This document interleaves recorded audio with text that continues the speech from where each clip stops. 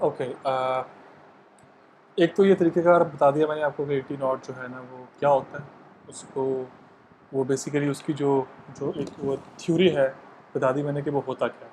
अगर आपने इसको फाइंड करना हो तो कैसे फाइंड करना है, ये इक्वेशन जो है ना पेनमैन ने दी थी, ये काफ़ी ऑब्वियसली मुश्किल इक्वेशन है, लंबी इक्वेशन है, ये कभी एग्जाम में आई तो आपको याद नहीं करनी पड़ेगी, ये इक्वेशन आपको एग्जाम के अंदर गिवन दी होगी, ठीक है।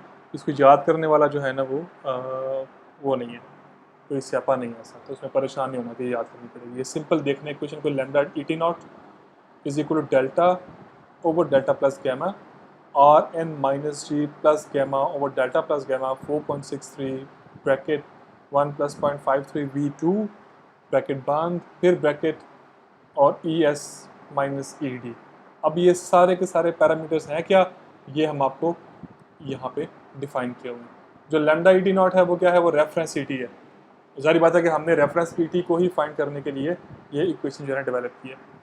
तो रेफरेंस ई टी है जिसका यूनिट जो है ना वो क्या है, वो है mega joule per metre square per day, ठीक है। इसका मतलब क्या होता है,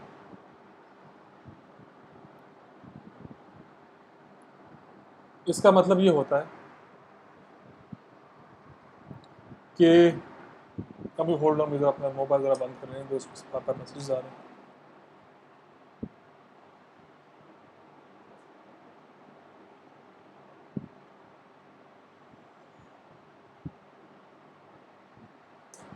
ओके,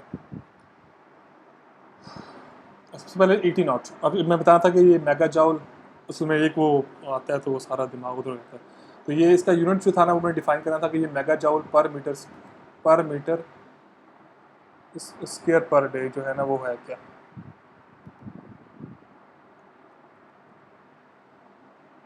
पर मीटर स्क्वायर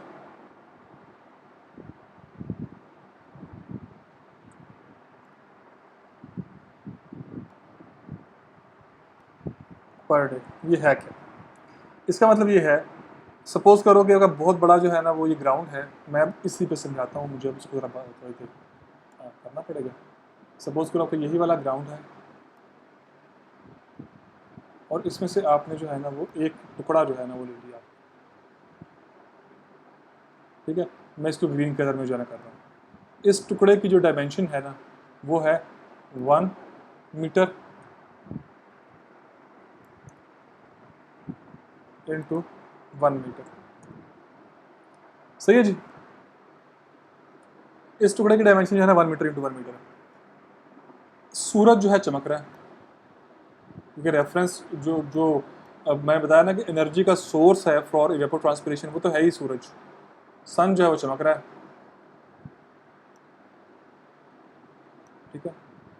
और उसके चमकने के साथ ही जो एनर्जी है that is being transferred to that particular part of the clock, ठीक है ना जी। अब ये इसका मतलब ये है कि एक दिन के अंदर कितनी एनर्जी ने फ्लो किया है इस इस पूरे पैच में से, यानी कि कितनी एनर्जी ने फ्लो किया है थ्रू दिस पैच, कौन सी एनर्जी जो कि सूरज से आ रही है, कितनी एनर्जी ने फ्लो किया है in 1 day, that is basically what we call, ये क्या है, ये यूनिट है आपका एक तरह से यूनिट ऑफ रेफरेंस ईटी।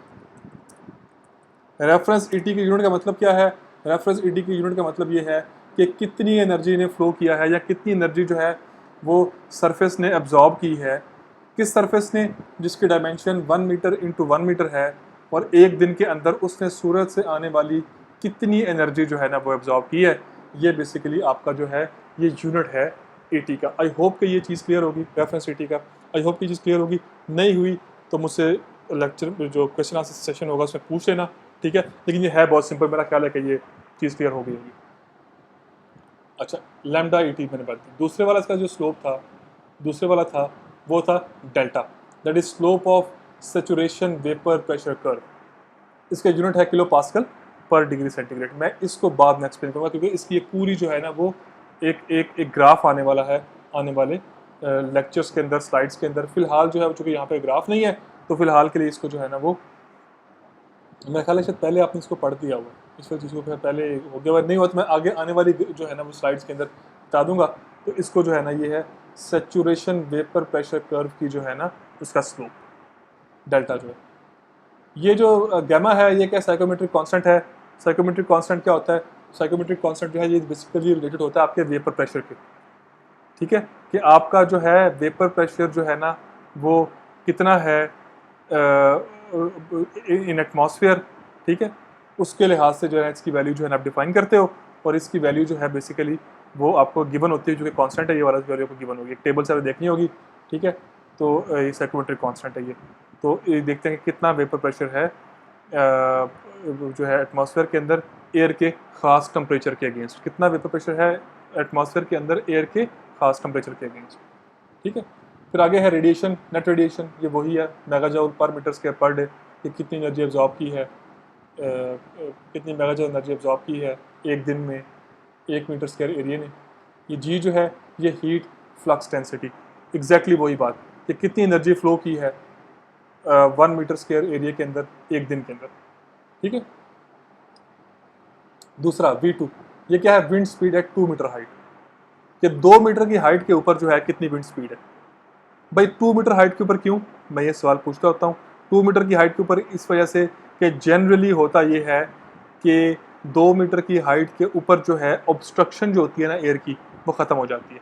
यानी कि आसपास अगर कोई ऑब्स्ट्रक्शन हो ना, मिसाल के तौर पर कोई जड़ी बूटी है, कोई छोटा मोटा जो है ना वो कोई और कोई मतलब कि कोई चीज़ बनी हुई है, 2 मीटर की हाइट के ऊपर जनरली जो है ना वो ऑब्स्ट्रक्शन जो है ना एयर को कम होती है और वो फ्रीली मूव कर सकती है, ठीक है। फिर उसके बाद ES क्या है? ये है सेचुरेटेड वेपर प्रेशर, कि सेचुरेटेड वेपर प्रेशर जो है ना क्या होता है कि जब आपकी एयर फुली सेचुरेट हो, ठीक है, उस टाइम जो है ना वेपर प्रेशर कितना है, तो that is called saturated vapour pressure, ठीक है। और एट मीन एयर टेम्परेचर, और ये किलो पास्कल में आता है। और ये ED क्या है? ये है वही है saturated vapour pressure at mean due point temperature. एक होता है टेम्परेचर मीन टेम्परेचर, एक होता है मीन ड्यू पॉइंट टेम्परेचर, दोनों के थर्मामीटर भी डिफरेंट आते हैं। ड्यू पॉइंट टेम्परेचर जो है वो डिफरेंट जो है ना उस पर उस जो है ना वो बेसिकली एक इंस्ट्रूमेंट से फाइंड होता है, और जो आपका मीन जो है ना जो टेम्परेचर है वो आपका एक डिफरेंट थर्मामीटर से जो है ना फाइंड होता है। मीन जो टेम्परेचर फाइंड करने के लिए थर्मामीटर जो यूज़ करते हो ना आप, वो तो आप सब लोगों को पता ही है कि वो कौन सा जो है ना वो थर्मामीटर है, हम सब लोग जानते हैं उसको, ठीक है, देखा हुआ है आप लोगों ने, अगर कहीं भी आप जो है ना वो देखोगे तो वो होगा। ये जो ड्यू पॉइंट टेम्परेचर है ना,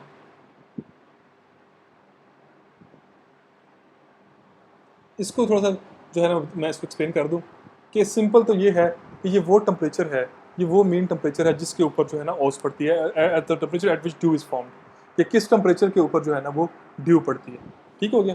तो इसको जो है ना हम कहते हैं कि जी ये जो है ना बेसिकली ड्यू पॉइंट टेम्परेचर है। क्यों फाइंड करते हैं? क्योंकि जिस टेम्परेचर के ऊपर ड्यू बनती है ना, जिस टेम्परेचर के ऊपर ऑस बनती है, हम कहते हैं कि जी उस टाइम जो है एयर ऑलमोस्ट फुल्ली सेचुरेटेड होती है, किसके साथ? वाटर वेपर्स के साथ, ठीक है। तो हम इसलिए उसको जो है ना वो उसको लाजमी जो है ना वो हमारा फाइंड करना जो है ना वो हमारा एम होता है।